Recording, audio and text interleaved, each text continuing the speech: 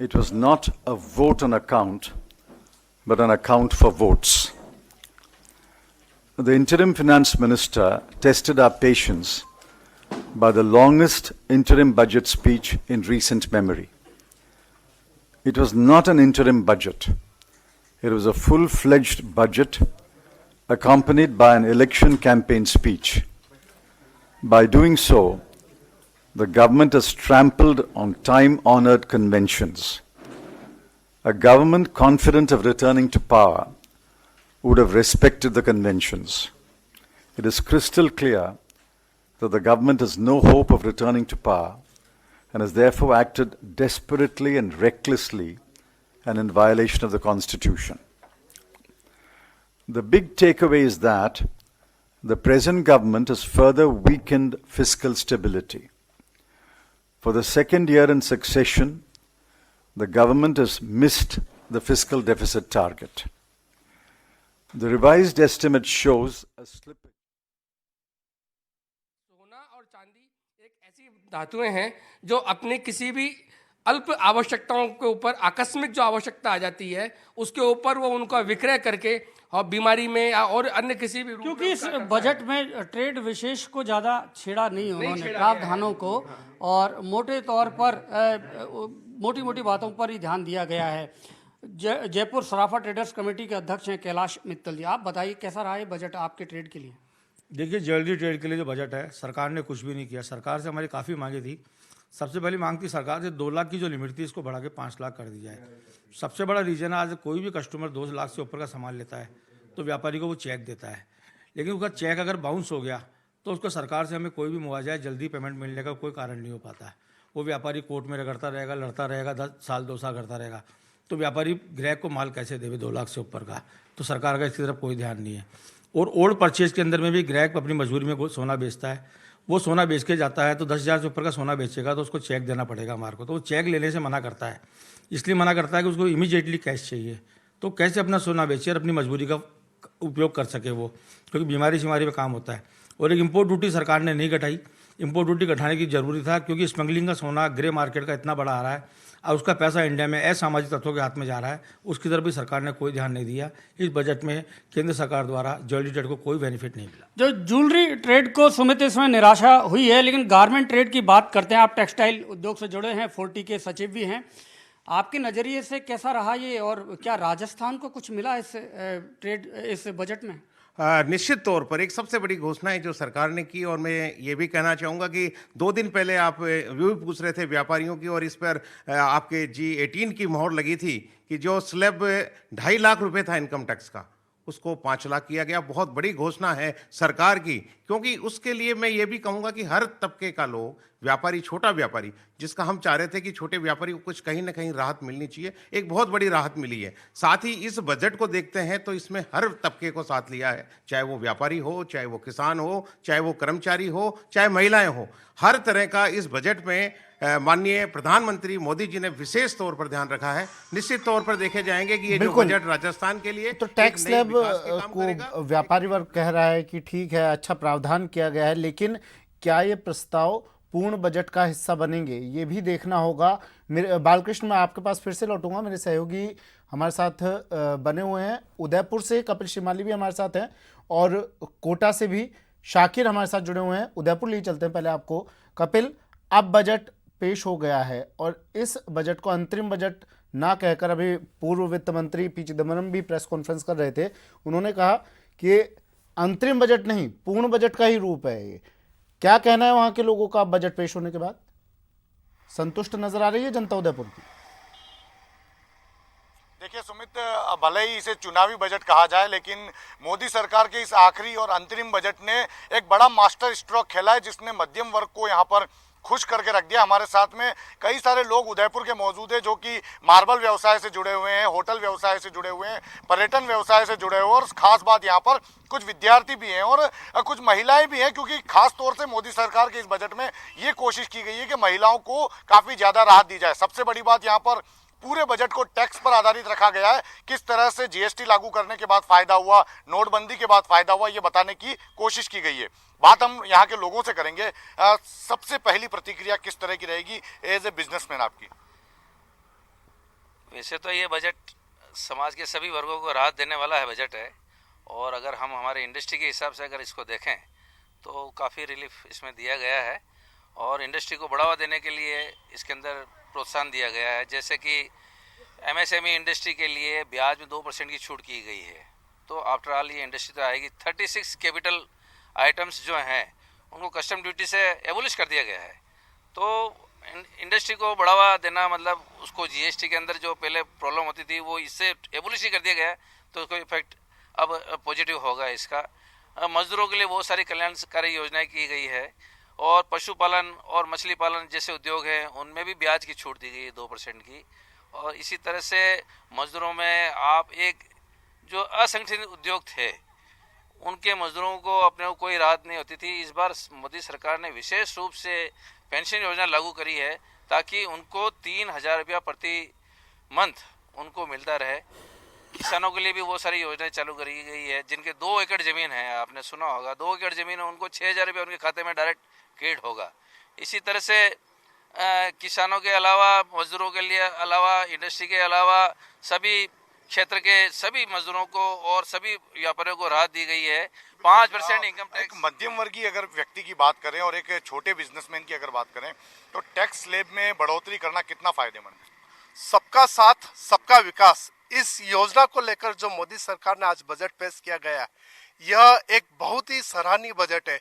इसमें tax holder जो income tax पे करते थे पिछले 2.5 लाख रुपए तक पहले कोई छूट दी हुई थी, अब 2.5 से बढ़ाकर वो 5 लाख की इनकम की गई है, जिस पर कोई भी टैक्स नहीं लगेगा। तो इससे करीब करीब देश का 3 करोड़ जो व्यापारी वर्ग है वो उनको जरूर इसका लाभ मिलेगा। इसके साथ ही जो आज अन्य बजट में योजनाएं दी गई है किसानों के लिए, चाहे श्रमिकों के लिए, बहुत ही सराहनीय योजना है।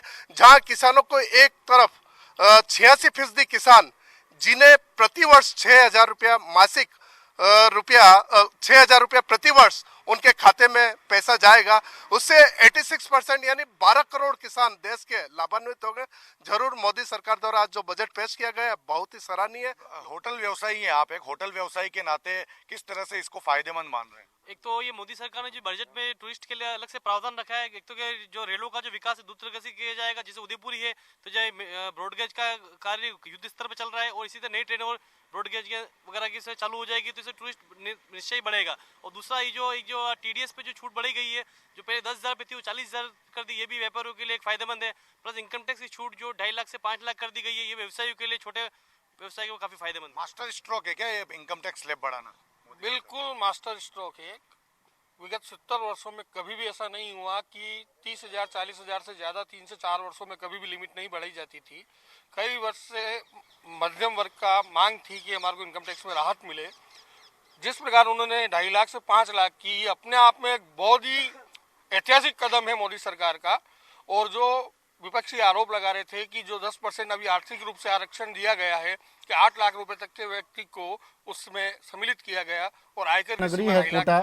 तो वो आज वो शाकिर, external deduction बजट पेश हो गया है, आपके साथ भी कुछ लोग हों तो उनसे जानने की कोशिश कीजिए। मध्यम वर्ग की बजट में कम ही बात होती थी, लेकिन इस बार का बजट हमने सुना देखा तो मध्यम वर्ग की काफी बात हुई है। कितना खुश है इस बजट से मध्यम वर्ग?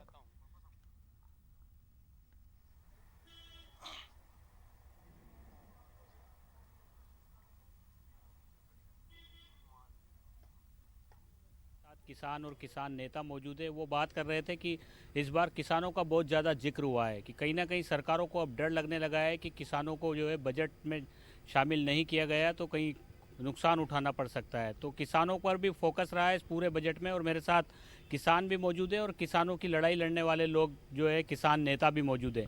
सीधे इन्हीं से बात करते हैं। कुछ युवा भी मौजूद है, व्यापारी भी मौजूद है। जी, किस तरह से देखते हैं आप 6,000 रुपये की बात भी कही गई है कि 6,000 रुपये भी किसानों को दिए जाएंगे? देखिए, ये स्वाभाविक तौर पर ये बात है कि जब 3 महीने पहले, जब चुनाव के पहले बजट बन रहा है तो उन लोगों को ध्यान में रखा गया है जो बजट को जो है जो आने वाले इलेक्शन को प्रभावित कर रहे हैं। उसमें किसान जो है अभी इस समय पर सबसे बड़ा वोट बैंक बन चुका है, और वो किसान आंदोलन की बदौलत है, वो खुद किसानों की चेतना के आधार पर, संगठनों की वजह से।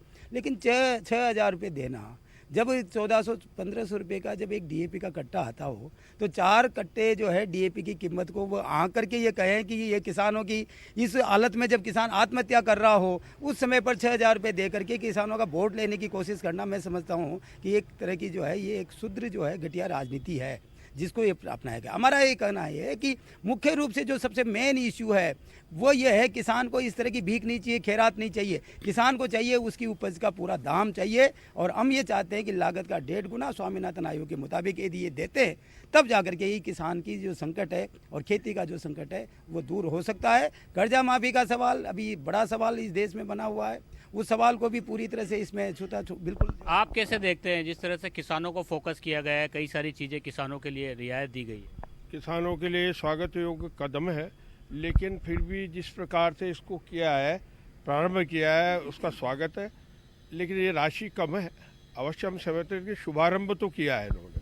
किसानों को कई 12 करोड़ किसानों को कहीं सांत्वना तो मिली है, लेकिन जिस तादाद में मिलनी चाहिए वो कम है। और एमएसपी पे जो मुट्ठी भर किसानों का उत्पादन खरीदा जाता है उसका दायरा बढ़ा के काफ़ी बढ़ाना चाहिए, क्योंकि एमएसपी का लाभ मुट्ठी भर किसानों को हो पाता है, सब किसानों को नहीं हो पाता ये दायरा। आप कैसे देखते हैं? आप भी काफ़ी लंबे समय से किसानों की को देख रहे हैं। देखिए, इस देश में 70% किसान हैं और बजट जो अलॉट हुआ है वो बहुत कम है। और ये जो 6,000 वाला बात है ये तो कुछ भी नहीं है, मतलब और बहुत सारी चीज़ें करने की थी। मूल चीज़ तो ये है किसान को ये लाभकारी मूल्य मिलना चाहिए। और अभी तो हालत ये है कि लाभकारी मूल्य तो दूर रहा है, एमएसपी पे खरीद नहीं होती, 7% किसानों को मिल पाता है। तो लाभकारी मूल्य मेन चीज़ है किसान के लिए, वो मिलना ही चाहिए। और सरकार ने जो कदम उठाया ठीक है, हम उसका स्वागत करते हैं, वो बुरी चीज़ नहीं है। लेकिन बहुत कुछ करने की ज़रूरत है, क्योंकि किसान बहुत मात्रा में आत्महत्याएँ कर रहे हैं। और यदि किसानों पर ध्यान नहीं दिया जाएगा तो किसान इस देश में बहुत पीछे चला जाएगा और इससे देश को बहुत बड़ा नुकसान होगा। चलिए ललित, बिल्कुल शाकिर, ललित भी मेरे साथ हमारे साथ जोधपुर से जुड़ गए हैं। ललित, ऊंट के मुंह में जीरा कह रहे हैं किसान इस बजट को, जो उनके लिए घोषणाएं हुई है, क्या कह रहे हैं जोधपुर के लोग?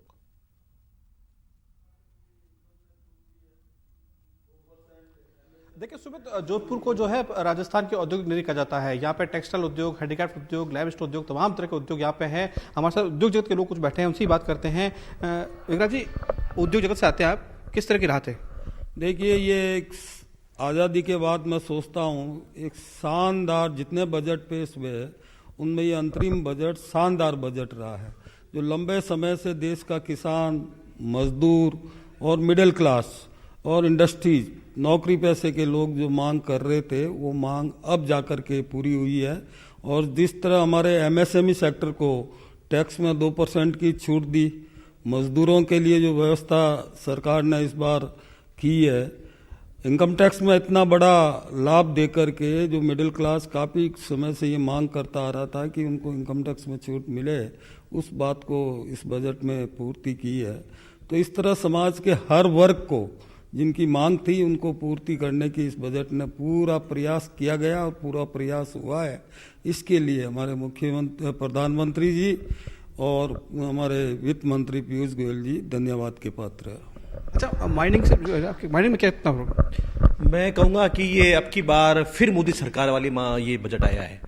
अभी जो सरकार ने जिस तरीके से ये मझोले उद्योगों के हिसाब से जो दिया है, तो आज जो आय सीमा जो मतलब बढ़ा दी गई है, तो मैं समझता हूँ माइनिंग सेक्टर के जो भी श्रमिक हैं या माइनिंग सेक्टर की जो भी औद्योगिक इकाइयाँ हैं, उनके अंदर भी इस पर निश्चित तौर पर ग्रोथ आएगी। अच्छा, हैंडीक्राफ्ट उद्योग की बात करें, जोधपुर का हैंडीक्राफ्ट का हब है, इसको मैं कितना आप देखते हैं आप? I think very promising. Handicraft के लिए भी काफ़ी अच्छा, एमएसएमई के लिए जो प्रमोशंस दिए गए हैं बहुत अच्छे हैं, वेरी प्रॉमिसिंग। स्पेशली जो 5 लाख तक की कैप जो उन्होंने करा है इनकम टैक्स पे, वो सबसे अच्छी चीज़ है, मेरा ये मानना है। बिकॉज जितने भी कनेक्टेड लोग होते हैं बिजनेस से, एक एवरेज इंसान की जो इनकम होती है वो काफ़ी, उसके लिए बहुत प्रॉमिसिंग बजट है। और overall I think the government is doing a great job, we are very happy with it. आप युवा हैं, युवाओं को कितना देखिए, जो बेसिक एग्जामेशन में ही 5 लाख रुपए की छूट मिल गई है, उसके अंदर ही कंज्यूमर स्पेंडिंग बढ़ जाएगी। हम जितने भी जो कॉर्पोरेट सैलरीड क्लास लोग हैं, उनके लिए ये बहुत ही बेनिफिशियल है। उनके लिए टैक्सेशन प्रोसेस ही एकदम सिंपल करने का एक गवर्नमेंट विजन लेके चल रही है। जब हमारे फाइनेंस मिनिस्टर कहते हैं कि हमारा आईटी रिटर्न 24 आवर्स में प्रोसेस हो जाएगा, तो हमें डिपार्टमेंट पे कॉन्फिडेंस बढ़ता है। और ऐसे ही नहीं, और भी जैसे मिडिल क्लास को ध्यान रखते हुए जब इन्होंने एक घर कोई आदमी बेचे, कोई फैमिली बेचे और अपने 2 बच्चों को सेटल करने के लिए इन्होंने जो एग्जेम्पशन दिया है कि 1-1 करोड़ तक अब आप 2 घर लेंगे तो आपको कैपिटल गेन्स नहीं भरना पड़ेगा, ये बहुत बिग बूस्ट है। ये एक कंट्री का विजन दिखाती है and I think it is very beneficial to the economy. जी, तो सुमित, ये उद्योग जगत की बातचीत थी, आपने सुनी। फिलहाल तारीफ हो रही है इस बजट की। बिल्कुल, तो कुछ लोग निराश हैं और कुछ लोग इस बजट को लेकर जश्न मना रहे हैं, लेकिन विपक्ष कह रहा है कि ये बजट कम, घोषणा पत्र ज़्यादा है। आप सभी हमारे साथ बने रहिए, एक ब्रेक लेते हैं, ब्रेक के बाद भी ये चर्चा यूं ही जारी रहेगी सहयोगी स्वप्निल के साथ।